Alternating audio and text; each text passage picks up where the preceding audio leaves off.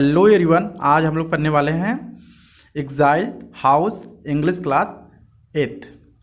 तो आइए स्टार्ट करते हैं इस पोएम को। बेसिकली इस पोएम में बताया गया है कि कभी कभार क्या होता है हमारे देश में या किसी दूसरे देश में दंगा होने के कारण कितने लोगों की नुकसान होती है और उस नुकसान में उनको अपने घर को छोड़कर एक स्थान से दूसरे स्थान जाना पड़ता है। तो इस लेसन में बेसिकली कवि बता रहे हैं कि किस तरह से वो लोग अपने दिल में फील करते हैं जब वो अपने घर को छोड़कर किसी अनजान जगह वो बसने के लिए जाते हैं। तो आइए स्टार्ट करते हैं।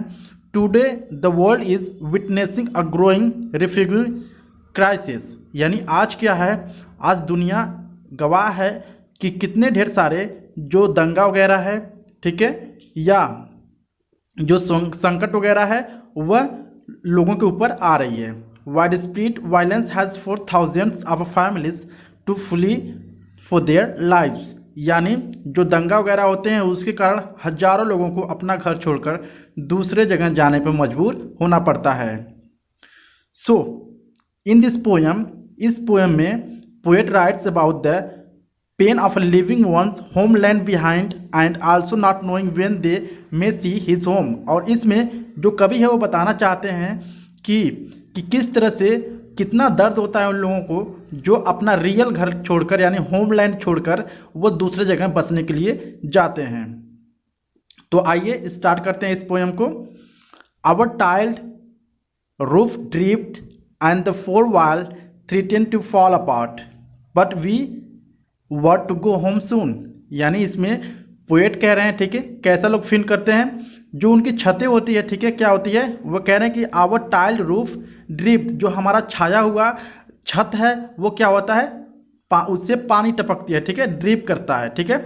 And the four wall threaten to apart, और जो हमारी वॉल होती है, ठीक है, जो मेरी वॉल है यानी दीवार है वो गिरने ही वाली है। बट इसके बावजूद we were to go home soon, लेकिन इसके बावजूद हम लोग अपने घर जाना चाहते हैं, ठीक है।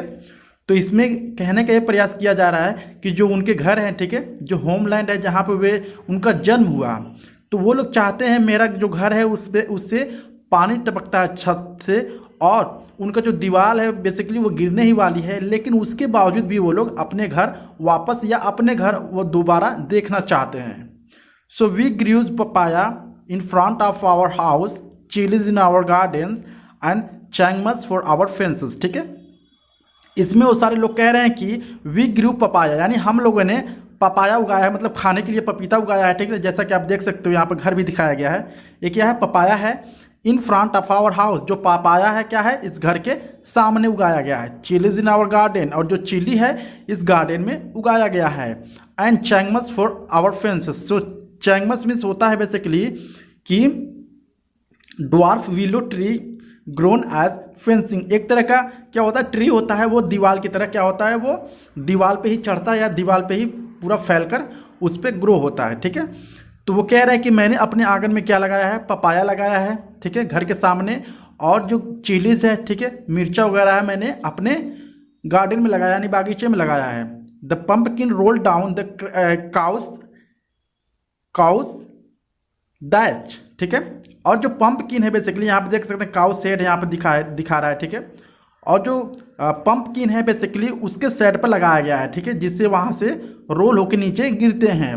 काल ट्रोड आउट ऑफ द मंजर, ठीक है, काल मीन्स क्या होते हैं, गाय के जो बच्चे होते हैं, ठीक है, उनको बोला जाता है काल्फ, ठीक है। सो ट्रोड आउट मतलब बाहर आते हैं दौड़कर, ऑफ द मंजर, मंजर मीन्स होता है काउ सेड, ठीक है, जहाँ पे उनको छाया मतलब छाया रहता है उनके नीचे रहने के लिए, उसको बोलते हैं मंजर, ठीक है।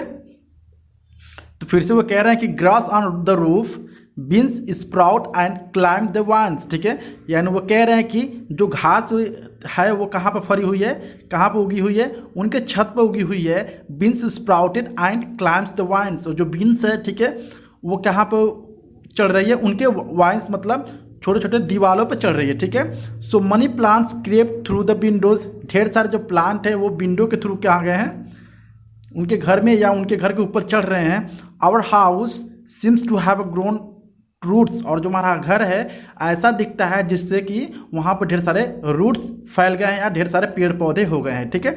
The fence have grown into the jungle, जो हमारी दीवार है चारों तरफ, ठीक है, वो एक तरह से जंगल की तरह हो गया है। Now how can I tell my childrens where we come from, अब हम लोग अपने बच्चे को किस तरह बता सकते हैं कि हम लोग कहाँ से हैं या कहाँ के रहने वाले हैं। जैसा कि इसमें बताया जा रहा है, जो घर छोड़ के जाते हैं बेसिकली वो कहीं पर अपना ठिकाना बनाते हैं, जैसे किसी तरह से मजबूर होते हैं रहने के लिए।